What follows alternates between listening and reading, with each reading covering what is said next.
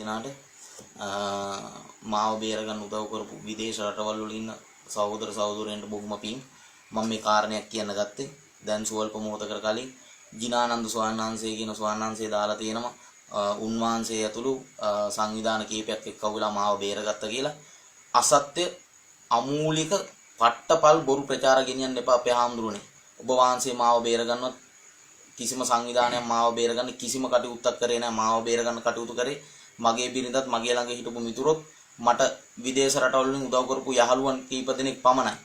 ඒක නිසා ඔබ වහන්සේට මම කියන්නේ ඔබ වහන්සේ අමූලික ඔය දාපු වීඩියෝ එක බොරු වීඩියෝ එක ඔබ වහන්සේ මේ මොකද ඔබ වහන්සේත් එක්ක කතා කරපු සියලුම දේවල් මේ දුරකථනයේ තියෙනවා. ඔබ වහන්සේ ගෙනාපු නීතිඥවරයාට රුපියල් 50000ක මුදලක් අපි දුන්නා. නමුත් ඒ නීතිඥවරයා 25 වෙනිදා උසාවියට ආවේ නැහැ.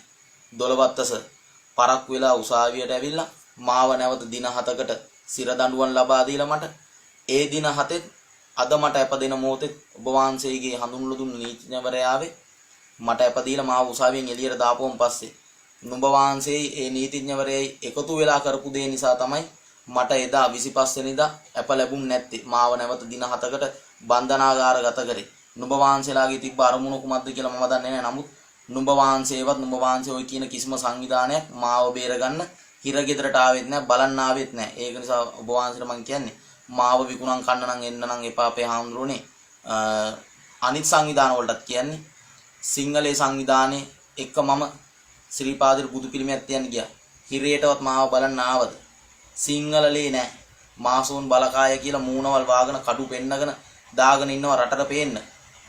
හිර කූඩුව ළඟටවත් ආවද මාව බලන්න? අඩුම ගාන උසාවියටවත්. අද නුඹලගේ සංවිධානත් අනිත් සංවිධාන සීලුම දෙනා එක්කව වෙලා කටයුතු කළා. නුඹලා ජයගත්තනේ. සම්බුද්ධ ශාසන ආරක්ෂක බල මණ්ඩලය කියලා පීඨව ගත්තා. මම කෑ ගහලා කියපු නිසා නුඹලගේ සංවිධාන ඔක්කොම එක්කව වෙලා එකක් වෙලා නුවර ගියා. ගිහිල්ලා මගේ ගැන කතා කරන්නද අපේ ආමුණුනේ ගියේ. මගේ ගැන කිසිම දෙයක් ඔබ වහන්සේලා කතා කරන්න ගියේ නැහැ. මගේ යාළුවෙක් මතක් කරපු නිසා මගේ ගැන විතරක් පොඩ්ඩක් කතා කරා. නමුත් නුඹලාගේ අරමුණු කුමක්ද කියලා මම දන්නේ නැහැ. නුඹලාට මං අහන්නේ ඔබ වහන්සේලා තුල මා තුල ඔබ වහන්සේලා මොකක් හෝ මගේ ගැන වෛරයක් තියෙනවද? මගේ ගැන වෛරසාගතවද ඔබලා බලන්නේ? මේ සංවිධාන වල උත්න්නේ නුඹලත් මාව බලන්නේ වෛරයෙන්ද? මන් නුඹලට කරපු වැරද්ද මොකද්ද කියන්නේ? ඔබ වහන්සේටවත් මේ සංවිධාන වලට මම යම් කිසි වැරද්දක් කරා නම් පෙන්වන්න දෙන්න. මම කිසිම වැරද්දක් කරේ නැහැ. මම කරපු එකම වැරද්ද මගේ ජාතිය ගැන තාගම ගැන කතා කරපු එක විතරයි. ඒකට මට නීතියෙන් දඬුවම් ලැබුණා. තවත් මගේ ළඟ හිටපු සමහර මිතුරු මුදල් හම්බ කරගන්න මගේ බිරිඳගේ ළඟින් ඉඳගෙන වීඩියෝ පට දාලා Facebook එක හරහා මුදල් ගෙන නුඹලත් ඒකෙන් ජීවත් වුණා නම් බඩ පුරව ගත්තා නම් එහෙම්ම මින්න මාව විකුණන් කන්න එපා. මෙන්න වැන්දා. මොකද මම නීතියෙන් උත් අසරණ වෙලා මේ ජාතික සංවිධානත් මාව අන්ත අසරණ කරා. මේ වගේ පට්ටපල් බොරු කරන්න එපා මේ රටේ. කරපු වැඩේ නින්දිතයි. ඕවට උඩ ඉන්න දෙයියෝ බලලා හෙන හතම වදී කවදාරි දවසක මට කරපු දෙය. මොකද දින 17 මගේ දරුවන්ට තිබ්බ නිදාස නැති කරා.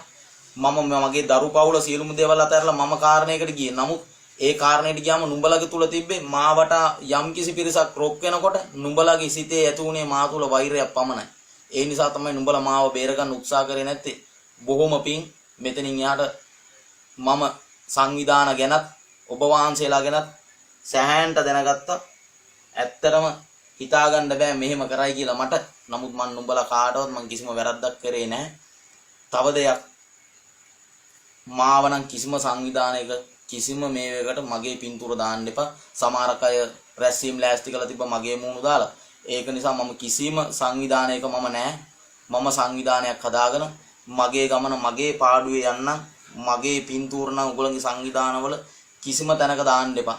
මොකද මම සෑහෙන්ට අසරණ වෙලා මේ මොහොතේ ඉන්නේ. ඒකින්ද මාව තව අසරණ කරන්න එපා. මට මගේ පාඩුවේ මගේ ගමන යන්න දෙන්න.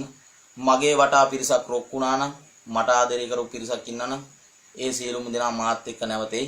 ඒ නිසා මාව විශ්වාසයෙන් හැම මොහොතෙම ඉන්න. මේ වැරදි කරන්න එපා නැවත. නුඹලාගේ ගමන සම්බුද්ධ ශාසන ආරක්ෂක බල මණ්ඩලෙත් එක්ක යන්න. මට කොහේවත් නායකත්වයක් වුමනා නැහැ. මෙන්න වැන්දා. මීට පස්සේ නම් මාව නම් අසර කරන්න එපා. නුඹලා තමයි මාව හිරගෙදරත් හිර කෙරුවේ. ඒක මම සාක්ෂි තියනවා මගේ ළඟ. ඒක නිසා මට පාඩුවේ මගේ පාඩුවේ ඉන්න දෙන්න. මෙන්න වැන්දා අපේ හාමුදුරනේ.